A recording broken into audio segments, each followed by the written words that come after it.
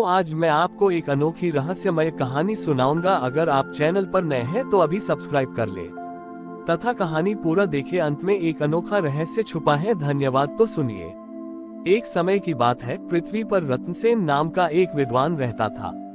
रत्नसेन ने वेदों, शास्त्रों और सभी धार्मिक ग्रंथों का अध्ययन किया था। वह अपनी विद्या पर इतना गर्व करता था कि उसे लगता था वह भगवान विष्णु को भी अपनी बुद्धि से समझा सकता है। रत्नसेन अक्सर सार्वजनिक सभाओं में अपनी विद्वता का प्रदर्शन करता था।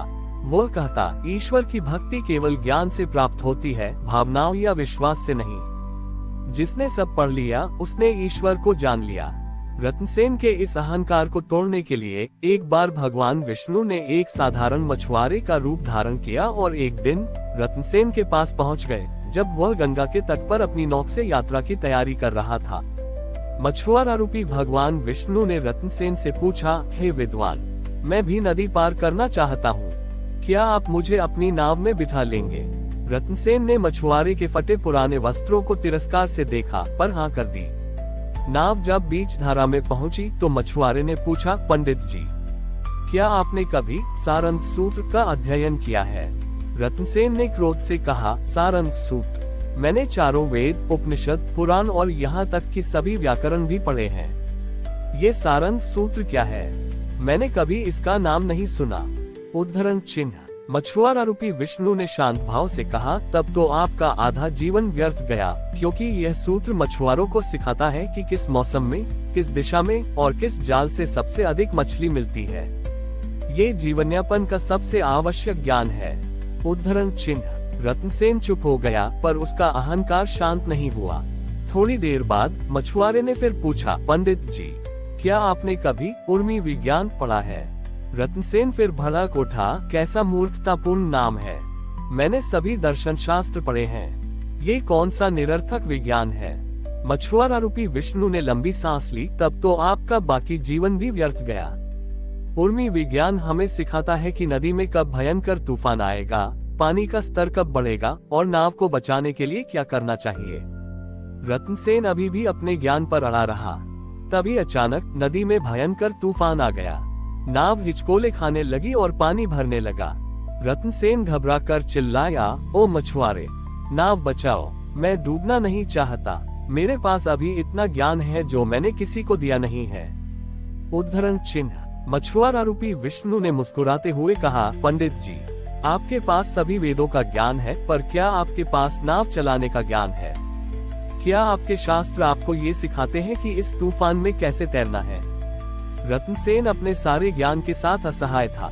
उसे लगा उसका सारा ज्ञान नदी के कंकड़ जैसा है जो इस विशाल जलधार में डूब जाएगा। जब रत्नसेन ने डूबने के भय से आंखें बंद कर ली तो मछुआरे ने अपना वास्तविक रूप प्रकट किया। वह साक्षात भगवान विष्णु थे। उन्होंने अपने शंख को फूंका और तुरंत तूफान शांत हो गया। भगवान विष्णु ने रत्नसेन को पकड़कर किनारे पर बैठाया और बोले, रत्नसेन, ज्ञान प्राप्त करना अच्छा है, पर ज्ञान पर अहंकार करना विनाशकारी है। तुमने अपने ज्ञान को एक कंकड़ मान लिया जिसे तुम अपने अहंकार की मुट्ठी में बंद रखना चाहते थे। भगवान ने आगे कहा, मैंने तुमसे जिन सूत्रों के बारे में पूछा, सारंग सूत्र जीवन के कर्म और उर्मी विज्ञान संसार की माया, वे ही सच्चे व्यावहारिक ज्ञान है।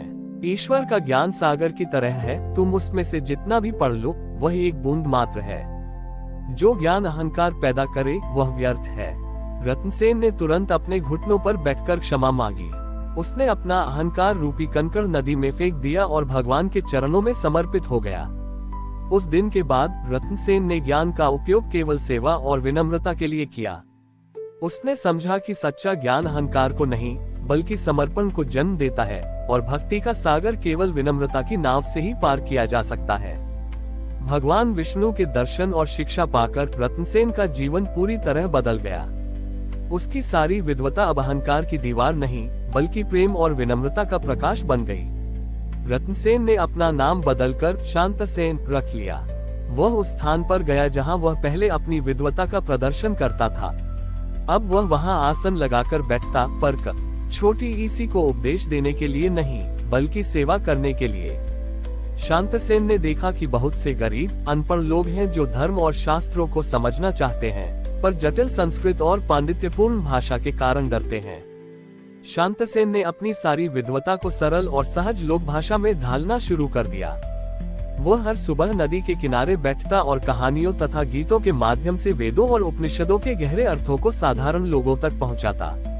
अब वह किसी को शिष्य नहीं बनाता था, बल्कि स्वयं को ईश्वर के ज्ञान का एक विनम्र वाहक मानता था। शांतसेन के इस विनम्र ज्ञान वितरण की ख्याति दूर दूर तक फैल गई। उसने अपने ज्ञान से कभी किसी को नीचा नहीं दिखाया, बल्कि हर प्रश्न को एक चुनौती के बजाय सीखने का अवसर माना। एक बार एक अत्यंत वृद्ध अशिक्षित महिला शांतसेन के पास आए। उसके हाथ में एक छोटा सा मिट्टी का दिया था। महिला ने शांतसेन से पूछा, हे शांतसेन, आप हर रोज कहते हैं कि ईश्वर का नाम ही मुक्ति का मार्ग है, पर मेरे बेटे ने मुझे कभी पढ़ना लिखना नहीं सिखाया। मैं कौन सा नाम जपूं? मुझे कोई मंत्र भी याद नहीं रहता।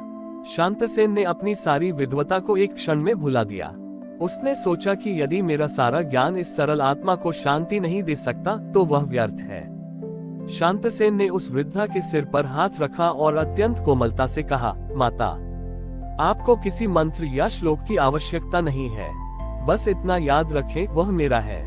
जब आपको भूख लगे तो कहें, मेरा ईश्वर मुझे भोजन देगा। जब आप अकेली हो तो कहें, मेरा ईश्वर मेरे साथ है। हर क्षण केवल इतना कहें, वह मेरा है। वृद्धा ने तुरंत यह बात अपने हृदय में धारण कर ली। उसके लिए यह वह मेरा है मंत्र ही संपूर्ण वेद और उपनिषद बन गया। कुछ वर्षों बाद शांतसेन रत्नसेन भी वृद्धावस्था को प्राप्त हुए। जब उनके प्राण निकलने वाले थे तो उन्होंने अपनी आंखें बंद कर ली और केवल वह मेरा है, वह मेरा है का जाप करने लगे। अचानक वैकुंठ से एक दिव्य विमान उतरा। भगवान विष्णु, जो स्वयं अपने हाथों में शांतसेन के लिए मोक्ष का पुष्पहार लिए हुए थे, विमान से नीचे उतरे। भगवान विष्णु ने शांतसेन को देखा, जो अब भी जाप कर रहा था। भगवान ने शांतसेन के पास आकर कहा, शांतसेन, तुमने अपने अहंकार को त्याग कर उस साधारण मछुआरे की शिक्षा को पूरी तरह अपनाया। तुम्हारा ज्ञान आप कंकड़ नहीं बल्कि फूल बन गया है, जो दूसरों को सुगंध देता है। शांतसेन ने आंखें खोली और कहा, प्रभु, मेरे पास अब भी कोई रत्न नहीं है, केवल एक बात है जो मैंने उस वृद्धा को सिखाई थी, आप मेरे हैं। भगवान विष्णु ने अत्यंत प्रेम से उत्तर दिया, और तुम मेरे हो शांतसेन। और इस प्रकार भगवान विष्णु ने शांतसेन को मोक्ष प्रदान किया और यह सिद्ध कर दिया कि ईश्वर को पाने के लिए पांडित्य की नहीं, बल्कि विनम्रता, सेवा और अपनेपन की सरल भावना की आवश्यकता होती है। हमारी और भी आध्यात्मिक एवं अनोखी कहानियां देखने के लिए हमारे चैनल पर जाएं तथा धार्मिक एवं पौराणिक अनोखी कहानियां हमारे चैनल पर है। कृपया जाके देखें तथा हमारे चैनल को सब्सक्राइब करके रखें और वीडियो लाइक जरूर करें। धन्यवाद।